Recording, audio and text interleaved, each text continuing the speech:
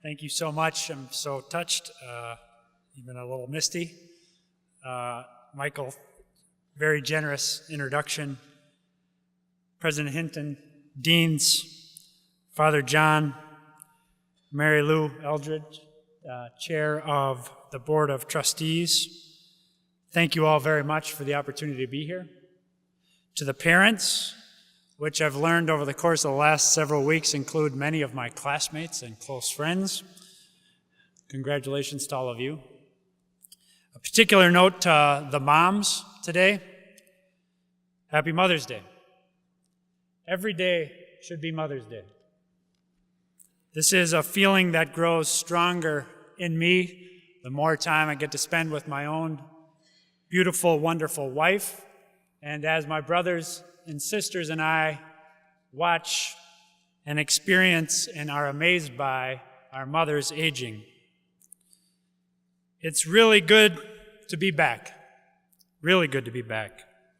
Hosting many of you, your classmates, your professors, and even Presidents Hemeseth and Hinton in the West Wing was always an energizing reminder of St. John's. But nothing tops being here.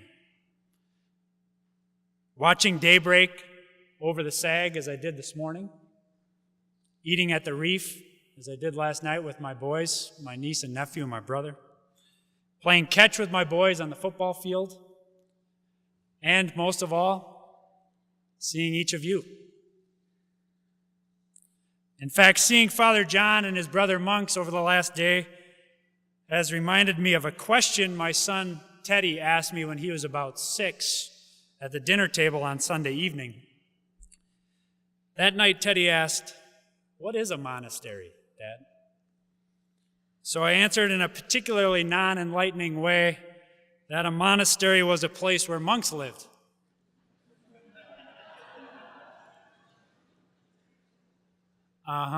He said. So what's a monk? I explained to Teddy that a monk is a person who lives in community and while there lives by a set of rules. The monks I know best, the monks of St. John's, live by the rule of Benedict, whose motto, I said, is that monks should spend their life doing 2 things, working and praying. Teddy pondered this a minute.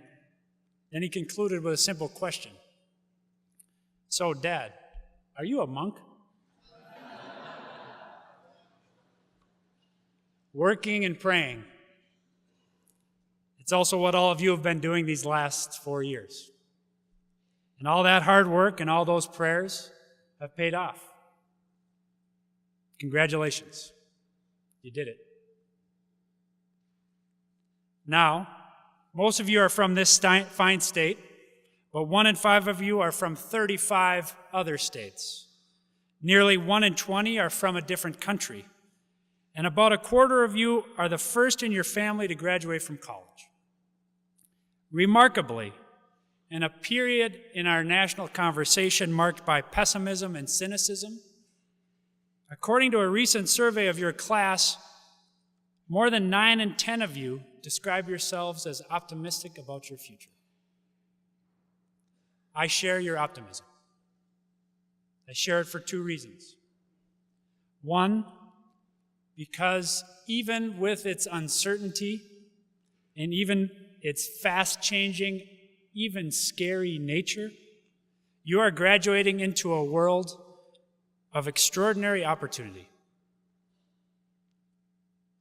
And I'm optimistic because of what you've accomplished and what you've done and what you've learned right here. As you prepare to step foot into this world, I'm here to tell you that you can do anything that you put your mind to. In fact, in an earlier draft of this speech, I said that for you, the sky's the limit.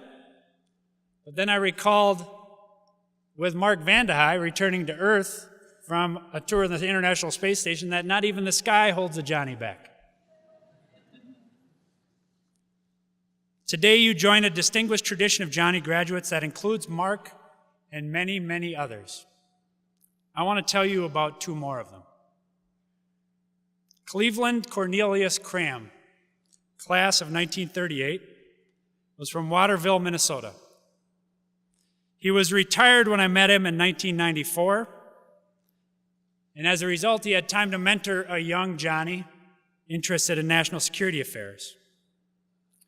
Cleve loved St. John's, a place he talked of longingly until he died in 1999. While here, he fell in love with history and developed an interest in the world.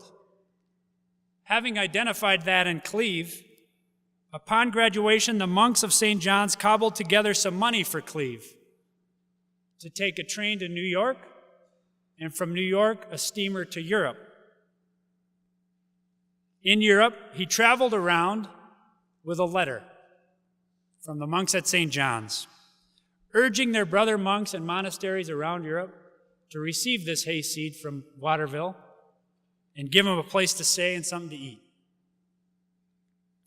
Walking through Europe on his own in 1938.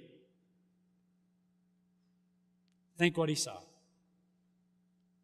The rise of the Nazis, Kristallnacht, refugees in the heart of Europe. And in the face of that brutality, Cleve Cram resolved not to withdraw from the world, a position, by the way, popular in the United States at the time, and increasingly popular in our time, but rather to join it, to not accept it, but to change it. Only then, breaking from his studies to join the Navy and fight in the Pacific, he went on to get his PhD in history in the late 1940s, and he joined the CIA. A kid from Waterville who joined and led the first generation of American spies that built the CIA was introduced to the world by professors and monks at St. John's, armed to change the world because of his experience and education right here in Collegeville. Paul Nakasone, class of 1986, is from White Bear Lake. His grandmother emigrated to the United States from Japan. His father was drafted into the Army in the United States for service to a country where large numbers of people, including our government, still considered him, the son of a Japanese immigrant, an enemy. Paul's dad served as a translator in Japan for the United States immediately after the war. Like his dad, Paul joined the Army, going through St. John's storied ROTC program that has trained generations of service members deployed all around the world today, many of whom were commissioned last night. Paul and his family have served all around the world. And as our military and intelligence leaders struggled with how to use and defend ourselves from the newest weapons, they tapped Paul and 3 other colonels, they called them the 4 Horsemen, to build our first ever cyber warfare command. Then earlier this year, when the president needed a new commander for Cyber Command and a new commander for the National Security Agency, he tapped Paul Nakasone, who was confirmed unanimously, 100-0 by the Senate. A kid from White Bear, introduced to public service by his dad, nurtured in his curiosity to defeat new challenges and his commitment to this country by the professors and monks of St. John's. Paul has built and is now leading the newest component of our national defense because of the experience and education he got at St. John's. Now, each of you has a story about a remarkable Johnny, like Cleve and Paul. They're your dads, my buddies, your uncles, high school teachers, priests, coaches, neighbors, brothers, like 2 of mine, including my one brother, Bill, who's here with me today. And some of the most remarkable people you'll ever meet are the friends seated with you right now. You will travel the world and you will do amazing things, and always, always, you will find the rarest fellowship and inspiration from them. Those friendships are one treasure you've developed here. Guard that treasure and savor it. Another treasure is the lessons you've learned here. There are many, but I want to just highlight one. Get in the game. St. John's was founded behind the pine curtain by monks engaged in a great experiment in separation from everyday world. Yet the irony is these same monks have trained over a century and a half young men to join the world, to join something bigger than themselves. And while doing so, live by a rule of Benedict that requires every stranger be received as if he were Christ. That lesson is rare. And getting that chance to live that lesson is still rarer. Public life today too often values being against something rather than for something. Tearing something down more than building something up.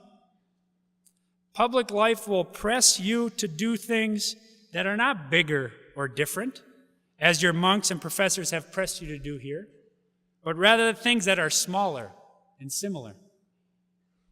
There will be pressure to be suspicious of refugees, of immigrants. And there will be pressure to live in neighborhoods and go to churches and read newspapers and read books written by people of similar views. And populate your Twitter feed with people you agree with. Ignore those you don't. Ridicule those you don't. That pressure is strong. I know. I lived it. And in the White House, I have given in to those pressures more often than I would have liked.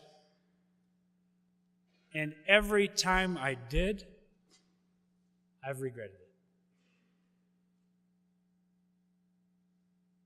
And our country, the world, now as much as ever, needs each of you to show us, as generations of Johnnies before you have shown, what it means to be a Johnny, to be driven by the search for knowledge and understanding and something bigger.